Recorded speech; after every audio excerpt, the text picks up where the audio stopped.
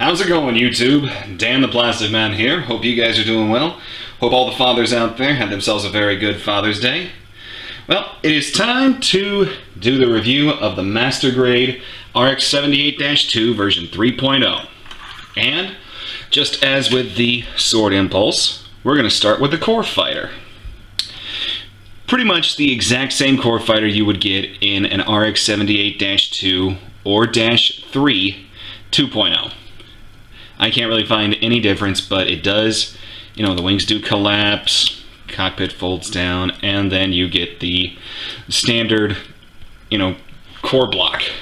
But enough about that. Here is the suit itself. Let me back up just a little bit. This is, well, as I've stated a couple times, this guy is the very first RX-78-2 I've built in any of the grades. And the suit itself is the pieces are very solid. The legs are solid, the arms are unbelievably solid. My only issue is, for some odd reason, mine is fighting me because I've got the optional core block here in the chest, and mine seems to want to fight me as far as posability. But speaking of posability, let's get into it. First and foremost, the shoulders. We can rotate 360 degrees, actually at the shoulder joint itself. The arm and shoulder can come out quite extensively. Mine is still fighting me for some odd reason with a couple of these panels. The arm can rotate 360 degrees below the shoulder.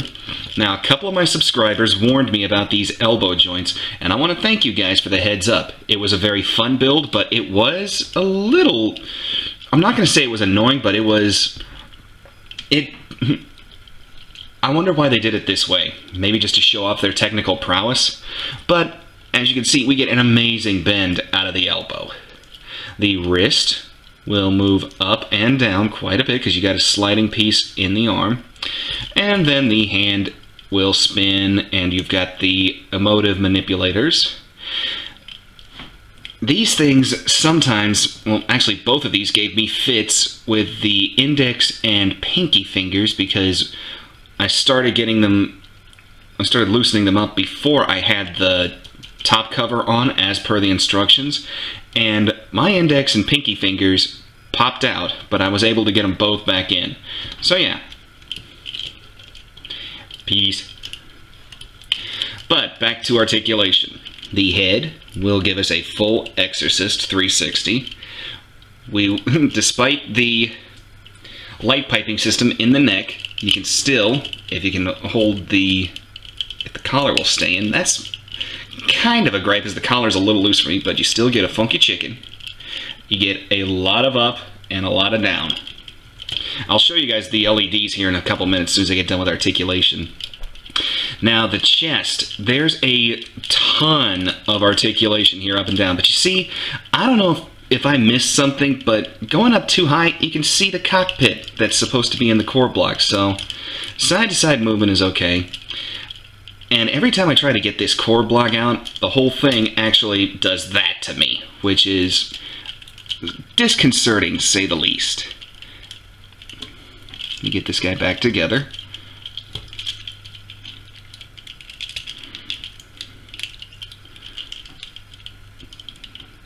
Alright, there we go. Now, as you saw, skirt armor does a very good job of getting out of the way, so the leg will come this far forward, and the leg will go this far back.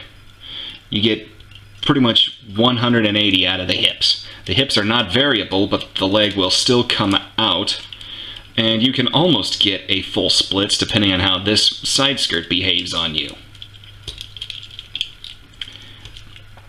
The knees, I love the knees. With all the other renditions of the RX-78-2, this knee armor has always been just a solid block. But as you can see, it bends. And it slides up, it separates, we've got separating hip armor. Yeah, I love the leg frame on this model. The ankles, you get really good side to side, front to back, and I'm already showing off some of the foot's articulation here. But yeah, the foot is triple jointed, The heel will move, and you've even got a sliding piece of armor here. And the toe, you will get an amazing bend out of the front of the toe. And that does it for articulation, guys. So, as I promised, let's take a look at the LED gimmick. And I have 2 LEDs to show you guys. Really? The one time I need you to take the collar with you, you just bring the neck? Oh my gosh. Sorry, guys. It's a Monday morning, what can I say? There we go. Alright, now I am not, I'll go ahead and tell you, I am not using specific Bandai LEDs. They look exactly the same as a Bandai LED, but they're knockoffs that I found on eBay, and they actually, in my opinion, work better because the switches are tighter and you don't have to fiddle with them to get the lights to go. So, let me see which one this is, because I brought down 2. Okay. Here we go, guys.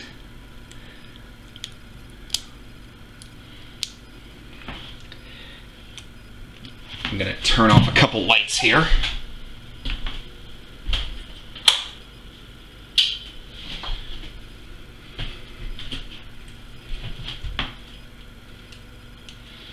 My camera was washing the LED light, well, the glow out, so... Here is the yellow glow. Remember that they gave us an alternate, well, an optional yellow add-on to go with this as a premium online exclusive. But that's what the yellow glow looks like. Now, I went in with the eyes and the camera. The cameras are supposed to be red, so I hit them with my red Gundam marker. The eyes, I just took a lining pen and went in around the eyes and just did the, you know, the raccoon eyes bit. But my pen apparently is a little too thin because I don't know if it's translating well, but you can not see the lines that I made as my yellow LED drops out. Now the reason I brought 2, every time I've watched the original Gundam, when the eyes activated and the lights engaged, they were red. Now, that's what I remember. If I am mistaken, somebody please correct me. But, come on.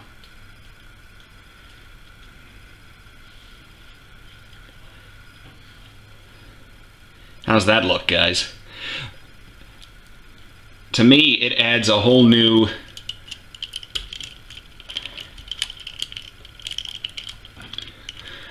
adds a very sinister feel to me. Of course, that's kind of what the color red does anyways. So yeah, there it is, actually fully assembled with the LED on.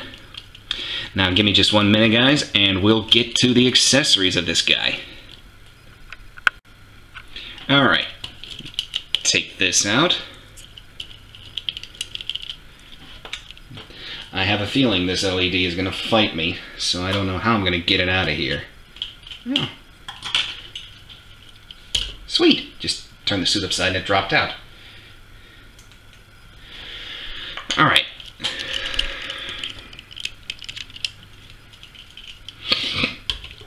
Bring the Gundam back.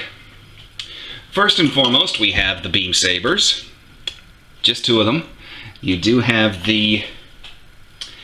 you have the tooth, which comes out for the 3.0 hands. And you get 2 of your standard red blades. You guys know my gripes, and my blue blade has actually disappeared on me for right now, so I will have to find that. Next up, the beam rifle. Now, from what I could piece together, no pun intended, or maybe, as I was building this, I looked at the trees, and I think this design has actually been around since maybe the one-year war version of this kit. I mean, there's, what, 8 or 9 different RX-78-2s out there, guys. But the design seems easy enough. I mean, I'm always shocked whenever we get a beam rifle with an internal frame. So here it is with the peg out. Let me open up the right hand. Come on.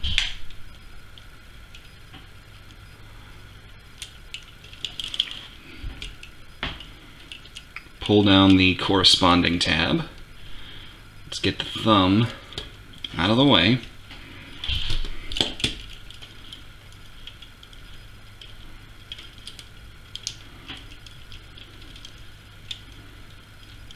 Come on, work with me here.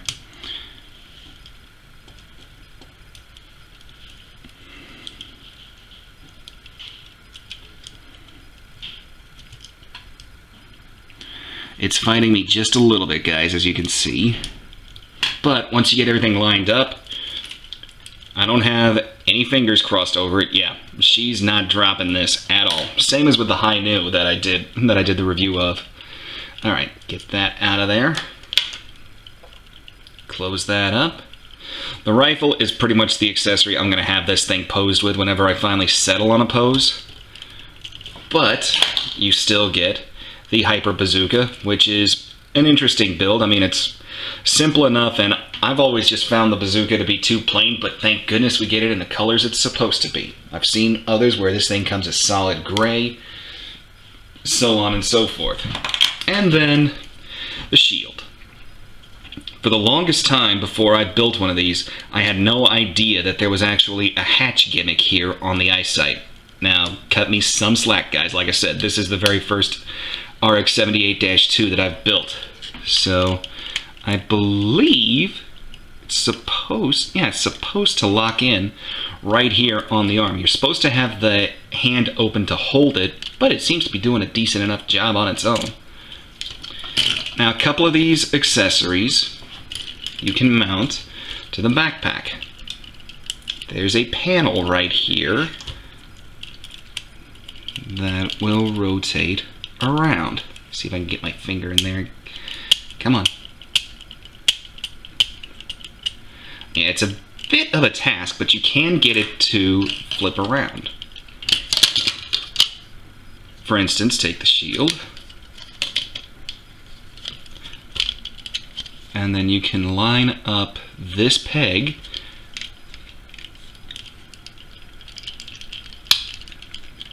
satisfying snap, and it's in there. Well, that does it for my look at the Master Grade RX-78-3.0, guys. I'm glad I waited to build an RX-78-2 until this kit. This thing was such a fun build, and you know, I've already, like I said, and I've already done the review on the Full Armor Gundam. Since that's the -1, I don't really count it, but the frame differences between the two are noticeable enough to me. This, though, is still a concern, to me at least, so I'm going to try to figure out some way to get around that. I might just have to go to, you know, having this in there. But I would recommend it. If you guys have, well, if you haven't built one, this is a good one to go for. If you have built a couple MGRX-78s, you can leave it, but I still recommend it nonetheless. So, thank you guys for watching. If you liked the video, leave a like, subscribe, leave me some comments. I love reading them. And I hope you guys have yourselves a good day, and I will see you at the next review, guys. Take care. Bye-bye.